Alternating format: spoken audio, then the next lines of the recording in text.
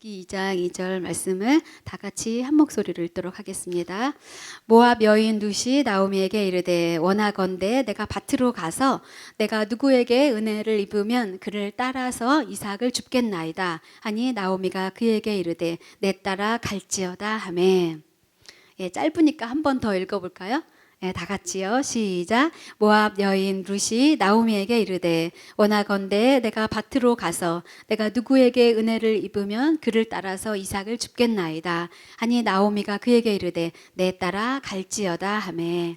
아멘. 오늘 이 말씀으로 큰 은혜를 받으시길 바랍니다. 오늘 이 말씀이 능력이 돼요. 오늘 이 말씀을 가지고 여러분의 삶 가운데 이 말씀이 우리 속에 체화가 돼요. 그렇게 능력 있는 삶을 살아가는 여러분이 되시길 바랍니다. 지난주에 우리 담임 목사님께서 룻기 1장을 우리에게 풀어서 설명을 해주셨는데요. 그 1장 끄트머리에 보면 맨 끝에 볼이 추수할 때가 시작되었다라는 말씀으로 끝을 맺고 있습니다. 볼이 추수할 때쯤 됐을 때 이제 베들레헴으로 이 나오미와 룻이 함께 그쪽을 향하여 이제 가고 거기에서 사람들을 만나고 그 다음 이제 첫 걸음을 떼면서부터 일이 시작되는 그런 장면입니다. 볼이 추수할 때가 시작되었으니까 돌아갔을 때 이분들이 어떤 걸 보았을까요? 누렇게 보리가 익어가는 그런 황금 들녘을 보았겠죠. 우리가 추석 연휴 때 고향을 갔다 오면서 그 고속도로 주변에 그리고 시골에 이렇게 고향 부모님들께 갔을 때 황금 들녘을 여러분이 보셨을 것입니다. 여러분 그것을 보는 것만으로도 정말 풍성한 가을이구나 이런 생각을 하게 되죠. 여러분 그 풍성한 황금 들녘이 있기까지 그 이삭들은 벼이삭들은 얼마나 고된 시간들을 견뎌냈겠습니까? 때로는 장마비도 오고 때로는 너무나 뜨거운 때학비도 오고 그리고 정말 너무나 더운 그런 시간들도 보냈을 텐데 그런 모든 시간들을 지나서 그 귀한 황금 들녘에 알곡이 이렇게 예쁘게 멋지게 풍요롭게 이렇게 황금 들녘을 만든 것이죠. 여러분 우리의 삶도 이와 같이 모든 어려운 그런 힘든 시간들 고뇌의 시간들 정말 견딜 수 없는 그런 시간들을 지난 후에 주님께서 우리의 삶 가운데 그런 황금 들녘과 같은 그런 인생의 그런 황금길을 우리에게 주실 것이라고 확신합니다. 아멘. 아멘. 우리가 이 사실을 믿읍시다. 하나님께서 헛되이 고난을 당하게 하신 적은 한 번도 없습니다. 이 고난을 통하여 분명히 그 누에 꼬치에서 나와서 정말 아름다운 황금 나비, 너무나 어여쁜 노란 그런 정말 누가 봐도 너무나 아름다운 그런 헐헐 나는 그런 나비로 우리를 변화시켜 주실 것입니다. 그렇게 하실 것이라고 확신합니다. 우리가 1절과 2절을 한번 다 같이 읽겠습니다. 시작.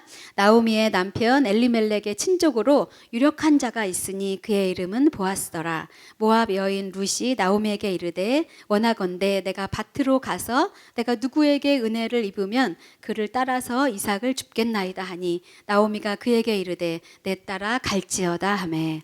이 본문은 하나인데 저희가 1절부터 13절까지를 보려고 해요. 근데 여기 보면 1절에 나오미의 남편 엘리멜렉의 친족으로 유력한 자가 있으니 그의 이름은 보아스더라 이렇게 말씀하고 있습니다. 뜬금없어요. 그냥 보아스라는 사람이 있는데 이 사람은 굉장히 유력한 사람이다. 유력하다라는 의미를 우리가 잘은 모르지만 굉장히 능력 있어 보이죠. 그리고 왠지 뭐가 있어 보이고 뭐가 재력이 튼튼하고 뭔가 믿을 만한 그런 사람인 것처럼 우리가 느껴지지 않습니까? 우리가 그렇게 느끼는 것처럼 이 사람은 정말 유력한 사람이다. 이렇게 말을 하고 있습니다. 룻이 뭔가를 시작하기도 전에 주님께서는 이 말씀을 2장 1절에서 쫙 앞에 제목처럼 이렇게 해놓고 있어요. 뭔가 의미심장하지 않습니까? 모든 일을 시작하기 전에 유력한 자가 있으니 그의 이름은 보아스더라. 우리의 열심히 살아가는 그 삶의 뒤편에 누가 있더라? 능력이 많으신 전지전능하신 하나님이 있더라. 그 이름은 여호와더라. 아멘. 그렇게 여러분의 삶 가운데 여러분을 든든하게 붙잡아 주시고 그 능력의 오른손으로 붙잡고 계시는 그 하나님이 우리와 함께 있다라고 하는 사실을 믿으시며 가는 여러분이 되셨으면 좋겠습니다. 그런데 그분이 뭐라고 하시냐면 그 한 말씀 이렇게 하시고 나서 모압 여인 룻이 나오미에게 이르되 원하건대 내가 밭으로 가서 내가 누구에게 은혜를 입으면 그를 따라서 이삭을 줍겠나이다 하니 나오미가 그에게 이르되 내 따라 갈지어다 하매 이 내용을 자세히 읽어보면 이것이 내용이 되게 슬픈 내용이라는 사실을 알게 돼요. 황금 들녘이고 그 유력한 사람이 있는데도 불구하고 그 과부 2명, 늙은 과부와 젊은 과부는 먹을 게 없었던 거예요. 끼니를 때울 뭔가가 없었던 거죠. 그래서 어떻게 할 수가 없어서 이 며느리가 먼저 나선 거죠. 내가 밭으로 가서 누구에게 은혜를 입으면 그를 따라가서 이삭을 줍겠나이다. 그러니까 며느리가 어쩔 수 없이 가서 그래 가라 이렇게 허용하고 있죠. 예, 이 내용이 더 기가 막힌 내용은 뭐냐면 누가 어디로 갈 건데 밭으로 갈 건데 누가 누군지는 아무도 모르는데 누가 은혜를 입으면 그를 따라가서 이삭을 줍겠나이다. 누구를 만날지를 몰라요. 아무것도 지금 우리를 보장하고 있는 것이 아무것도 없어요. 은혜를 입으면 근데 누구에게로 갈 건데 누군지도 모르겠어요. 그런데 은혜를 입으면 그제서야 이삭을 주실 수 있습니다. 그러니까 거기로 내보내는 시어머니가 있어요. 이 시어머니의 마음은 또 어떠했겠어요. 예, 룻도 물론 이방 땅에 한 번도 다녀보지도 않은 그 길을 가야 되는데 시어머니는 또 그래 가봐라. 가서 우리가 아무것도 먹을 게 없으니까 그렇게라도 해봐라. 이렇게 하고 등을 미는 것을 볼 수가 있습니다. 룻과 그 나오미는 고백하고 어머니의 백성이 나의 백성, 어머니의 하나님이 나의 하나님 이렇게 고백하지 다 하고 왔는데도 아무것도 없는 거예요. 끼니도 없는 거죠. 근데 여기에 은혜를 입으면이라고 나와 있어요. 이 이스라엘이라는 나라는 은혜 없이는 살 수 없는 나라라는 것을 룻은 알고 있었던 것 같아요. 은혜를 입으면 이렇게 말씀하고 있습니다. 여러분, 우리는 정말 그래요. 우리의 삶은 우리가 모든 것을 다 정하고 우리가 다 할 수 있어서 그렇게 하는 것 같지만 사실은 정말 은혜 없이는 살 수가 없어요. 저는 올 여름에 사실은 불안했어요. 뭐 때문에 불안했냐면 비가 너무 오지 않아서 산에 가끔 이렇게 가면 그 뿌리가 큰 나무들은 그 푸르르게 아직도 있는데 그 이 뿌리가 아주 얕은 그런 풀 종류들은 말라 있는 것을 굉장히 많이 봤습니다. 그런데 저는 이렇게 풀이 말라버린 것을 제가 오랫동안 사는 동안 본 적이 거의 없는 것 같아요. 근데 이 풀이 다 말라버렸더라고요. 뿌리가 낮은 것들은. 그러면서 비가 오지 않는다, 비가 오지 않는다. 이렇게 보도를 자꾸 들을 때마다 마음이 불안해졌어요. 그러면서 이 기상이 점점 변화되고 있다. 그리고 이런 변화들은 전 세계적으로 변화가 되는 것이다. 그러면서 정말 하늘에서 비를 내리지 않으면 아무리 이런 고층 빌딩이 아무리 높게 서고 모든 것들이 다 정말 모든 꿈의 세계처럼 모든 우리의 꿈들을 이루어 주는 것 같은 그렇게 우리가 그런 세계에 사는 것처럼 그리고 모든 과학이 모든 것을 다 이루는 것처럼 그렇게 우리가 살지만 비가 한 계절 동안 이렇게 적게 왔을 때 이 나무들이 다 말라 죽는 것을 보면서 모든 것이 다 하늘의 은혜로 우리가 사는구나 그런 생각을 하게 됐습니다. 은혜 없이는 우리가 살 수가 없죠. 은혜 없이는 우리가 하루도 살아갈 수가 없습니다. 어저께 어떤 목사님하고 제가 얘기를 한참을 했어요. 밥 먹고 나서 한참 했는데 그분이 그런 얘기를 하시더라고요. 갑자기 자다 말고 일어났는데 숨이 안 쉬어졌대요. 그래서 굉장히 건장하신 분이신데 숨이 안 쉬어지더래요. 그래서 눈은 뜨고 다 소리도 다 듣고 하는데 숨이 너무 안 쉬어져서 갑자기 몇 분 동안 숨이 안 쉬어져서 어쩔 수 없이 그 이제 응급차를 불러가지고 병원에 갔더니 폐에 물이 가득 찼다.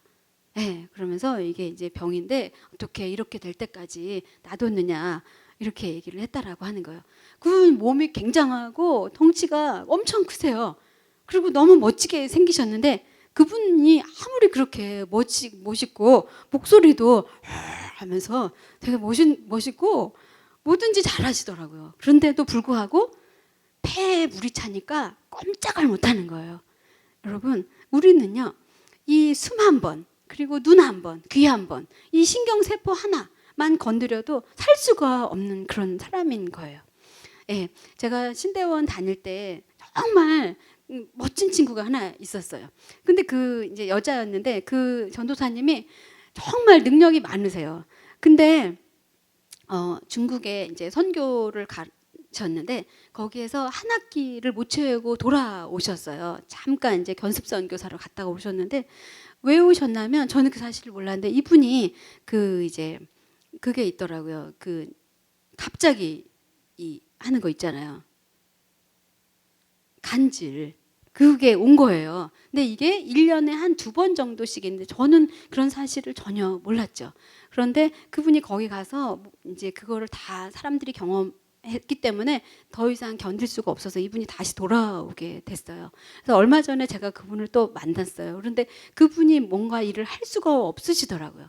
근데 다행히 이제 좋은 분을 만나서 결혼하고 그리고 그분과 이제 가정을 꾸미게 됐는데도 이분이 뭐를 정기적으로 할 수가 없으니까 너무나 고통스러운 그런 생활을 하게 되는 거를 봤어요.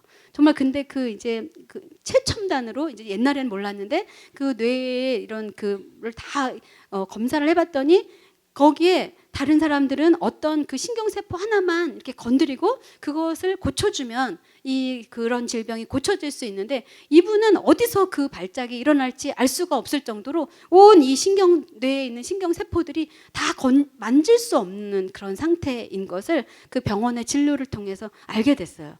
그래서 이분이 너무나 절망하고 괴로워하는 그런 것을 최근에 만난 적이 있어요. 그래서 제가 뭐라고 말을 하기가 너무 어렵더라고요. 무슨 말을 해도 아프고 무슨 말을 해도 상처가 되는 그런 분을 제가 경험을 너무 마음이 아픈 거예요. 그래서 제가 너무 마음이 아파서 사람이 정말 은혜 없이는 하루도 살 수가 없구나. 우리가 숨을 쉬고 걷고 이렇게 하는 모든 것이 다 은혜다. 그리고 우리의 사는 날이 얼마인지는 모르지만 우리에게 주어진 그 삶을 정말 최선을 다하여 하나님께 반응하며 그렇게 살아야 되겠다라는 그런 생각을 했습니다. 이 모압 여인 룻은 누구를 만날지 모르지만 은혜를 주시면 내가 이삭을 주실 수 있는 그런 특권이 생깁니다. 라고 그렇게 고백하며 나아가는 것을 볼 수가 있습니다. 이렇게 고백하며 나아갔을 때 3절과 4절을 한번 읽어보겠습니다. 시작. 룻이 가서 베는제를 따라 밭에서 이삭을 줍는데 우연히 엘리멜렉의 친족 보아스의 밭에 이르렀더라. 마침 보아스가 베들레헴에서 와서 베는 자들에게 이르되 여호와께서 너희와 함께 하시기를 원하노라 하니 그들이 대답하되 여호와께서 당신에게 복 주시기를 원하시니라 하니라. 이 은혜가 어떻게 임하냐면 그 은혜가 어떻게 임하는지를 3절과 4절에서 보여주고 있어요. 저는 이것을 우마의 법칙이라고 만들었어요. 우마의 법칙. 여러분 우마의 법칙이 뭔지 혹시 아세요? 들어본 적 있으세요?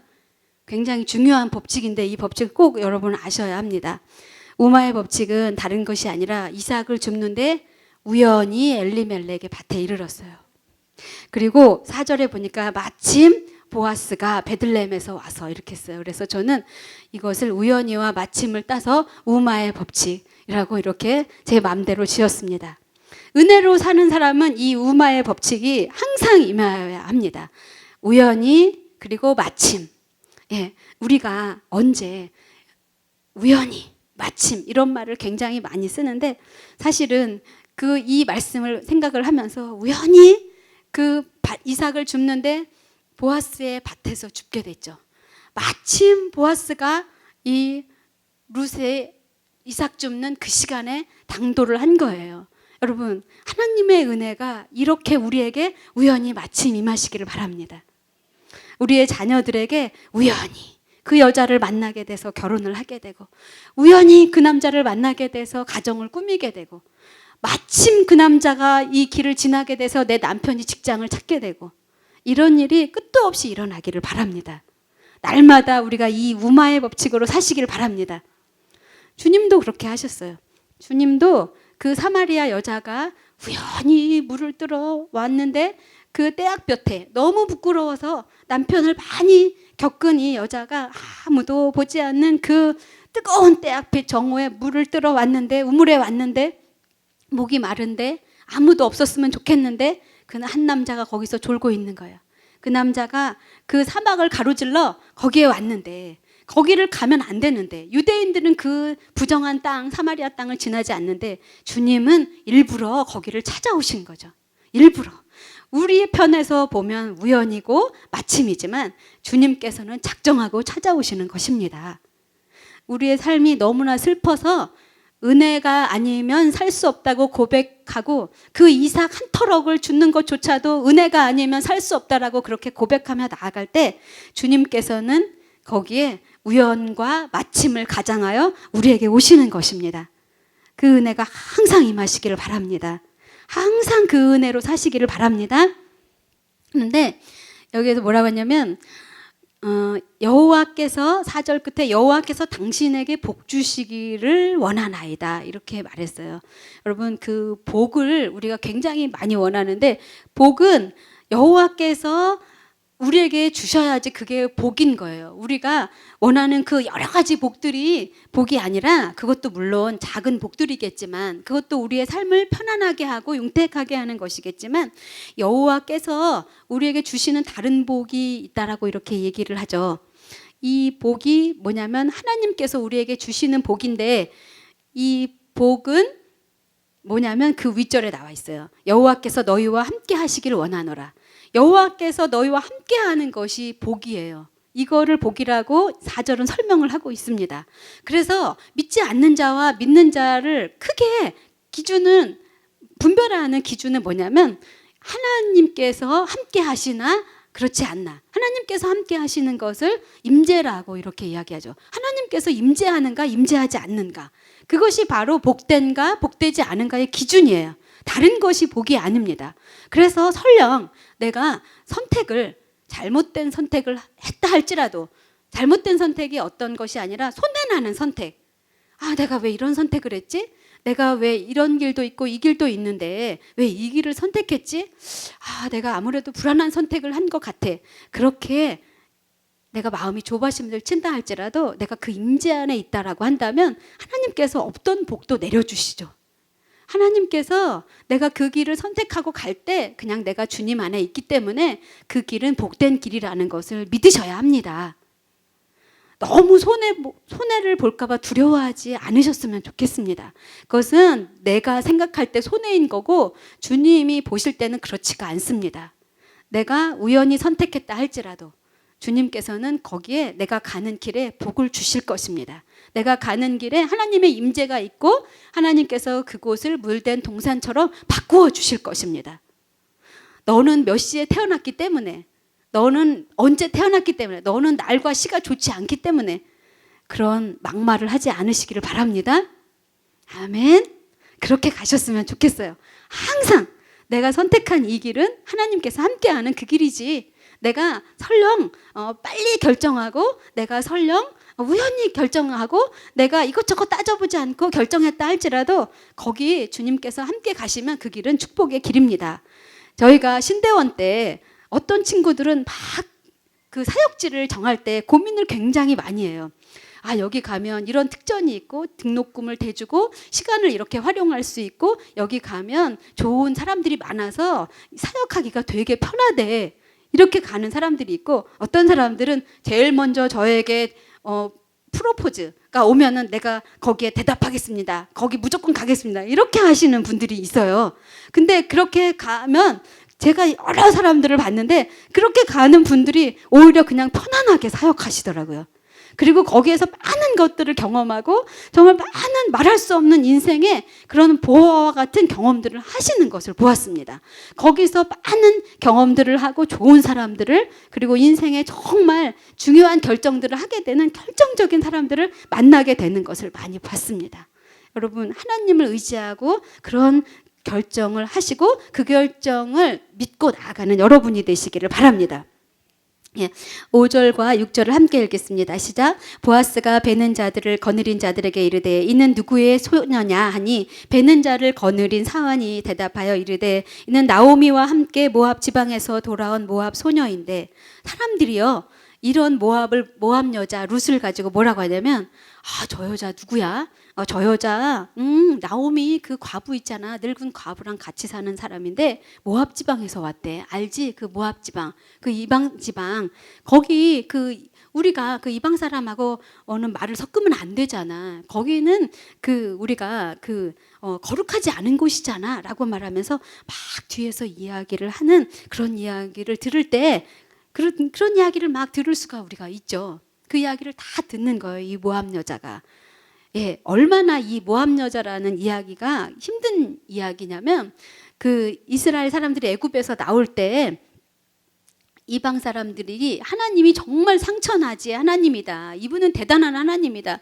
이분하고 맞짱 뜨면 안 된다. 그래서 사람들은 이 이스라엘 민족하고 전쟁하는 것조차 두려운 것이다 라는 소문이 이 열방 가운데 퍼져버렸어요. 근데 그 중에 어떤 사람들은 맞짱을 뜨는 민족이 있었죠. 근데 어떤 민족은, 어떤 열방은 조용히 와서 뒤에 와서 우리가 언약을 맺자라고 하면서 나온 민족도 있어요. 기브온 민족이라고. 우리가 멀리서부터 왔는데 우리는 아무 힘이 없어. 그러니까 우리를 좀 받아줘. 우리가 너희 민족 안에 들어가서 물 깃는 거라도 할게. 정말 하찮은 것이라도 할게. 정말 종된 일이라도 할게. 너희의 하나님은 정말 대단한 하나님이잖아. 우리는 멀리서부터 왔어. 그래서 이스라엘 사람들이 이 민족을 받아줬어요.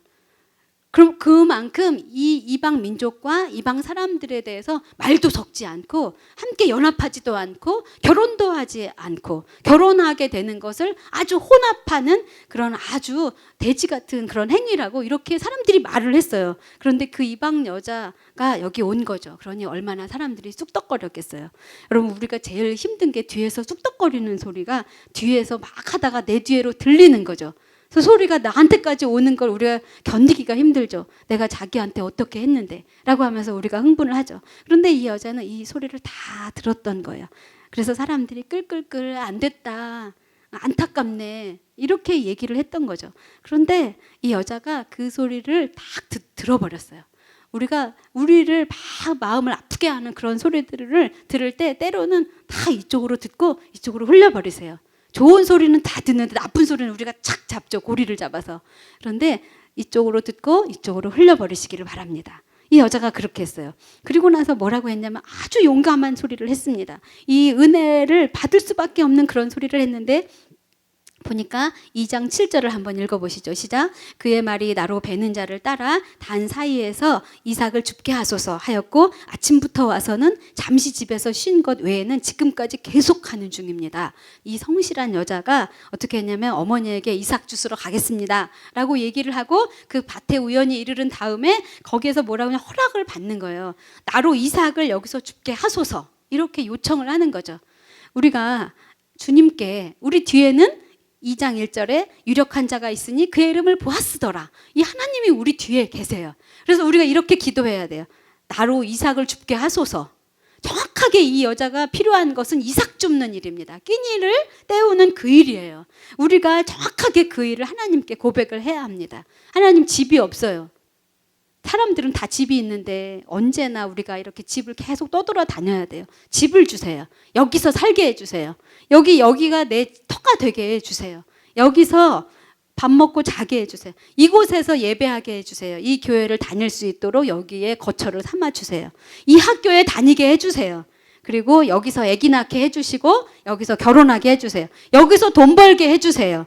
내가 정확하게 이곳에서 그 일을 하게 해주세요. 나의 일상생활을 여기서 풀어주세요. 나의 일상생활에 필요한 것들을 해주세요 라고 주님께 요청을 해야 되죠. 정확하게 그 일을. 그것이 유치한 것이라고 말하는 그런 사람이 있다라고 한다면 하나님께 일러주세요. 주님께서는 우리의 모든 그런 일상상 하나하나를 다 주님께 고주할 비주할 다 고하기를 원하십니다. 하나도 빠짐없이 모든 것을 다 구하시기를 바랍니다. 구하거나 생각하는 모든 것에 능히 하실 이에게 라고 주님은 우리에게 말씀하고 있습니다. 그렇게 나아가는 여러분이 되시길 바랍니다.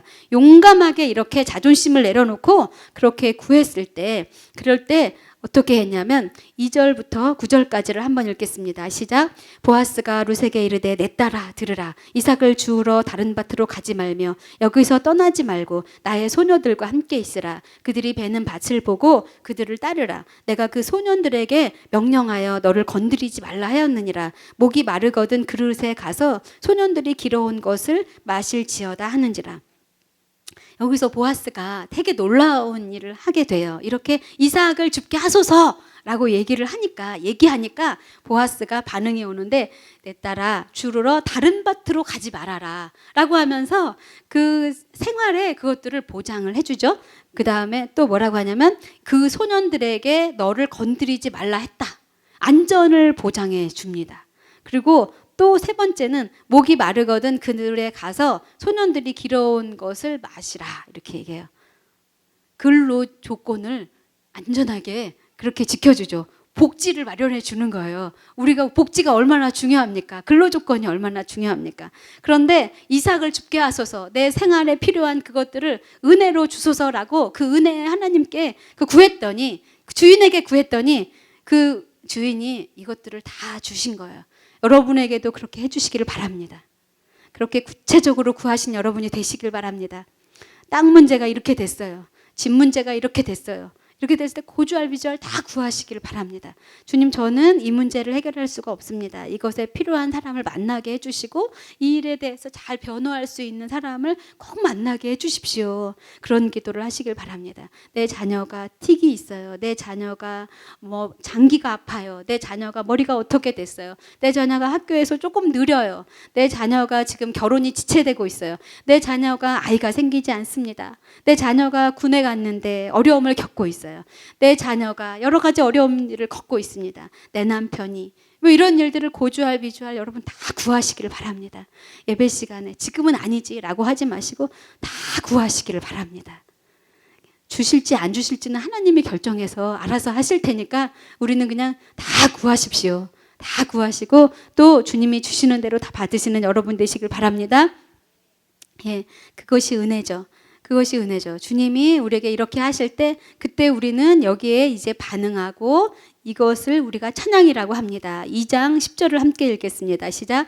룻이 엎드려 땅에 대고 절하며 그에게 이르되 나는 이방 여인이거늘 당신이 은혜를 베푸시며 나를 돌보시나이까 하니, 예, 엎드려 얼굴을 땅에 대고 절하며 그 얘기를, 나는 이방 여인인데 어떻게 당신이 내게 은혜를 베푸시고 돌보십니까? 이렇게 말하는 거예요. 이 구절을 보니까 그 생각이 나지 않아요? 무비보셋, 다윗이 그 친구 요나단 집에 아는 사람 없니? 내가 요나단 때문에 그 집에 은혜를 베풀고 싶은데, 내가 너무나 사랑했던 그 친구에게 좀 은혜를 갚고 싶은데 방법이 없나? 했더니 무비보셋이라는 두 발이 다 절름발이 된 아들이 있었죠. 그래서 그 아들을 찾아서 이제 데려와서 그 요나단에게 하지 못한 그 모든 축복을 다 그 두 발 절름발이 된 무비보셋에게 해주었어요. 그랬더니 무비보셋이 뭐라고 얘기를 하냐면, 이 죽은 개 같은 나에게 어찌 이런 은혜를 내리십니까?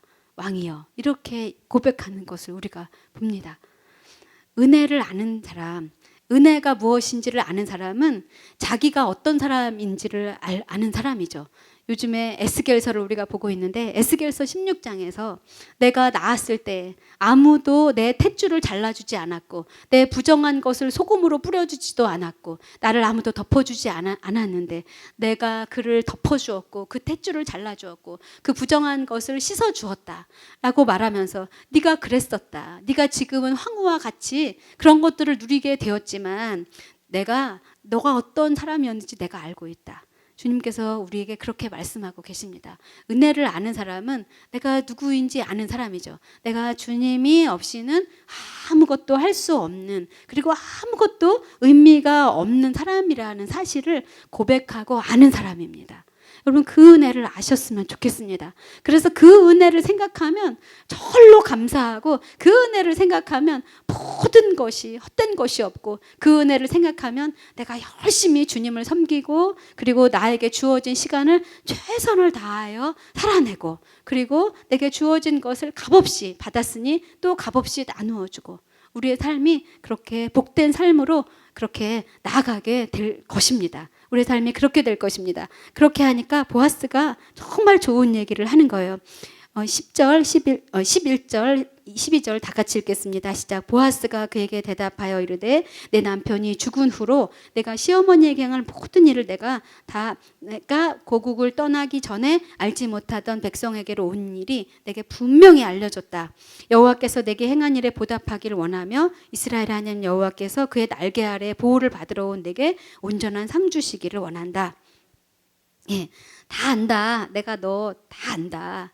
그러니까 눈치 보지 마. 네가 너 처음부터 한 거 내가 다 안다. 이렇게 말하면서 여호와께서 네가 행한 모든 것에 보답하길 원하고 날개 아래 보호받기를 원하고 상 주시기를 원한다. 예, 우리가 이 상 주시기를 하니까 또 히브리서 말씀이 생각나네요. 믿음이 없이는 기쁘시게 못하나니 하나님께 나아가는 자는 반드시 그가 계신 것과 그가 자기를 찾는 자들에게 상 주시는 이심을 믿어야 할지니라. 예, 어떻게 한다고요? 상 주시는 이심을 믿어야 할지니라. 자기를 찾는 자들에게 상 주시는 이심을 믿어야 할지니라. 예, 믿음으로 나아가는 것이 하나님을 기쁘게 하는 것이고 내 뒤에 보아스와 같은 하나님이 있다라는 사실을 믿고 그렇게 은혜로 나아가는 자에게는 절대로 잊지 않고 보상이 있다. 이렇게 말씀하고 있는 거예요.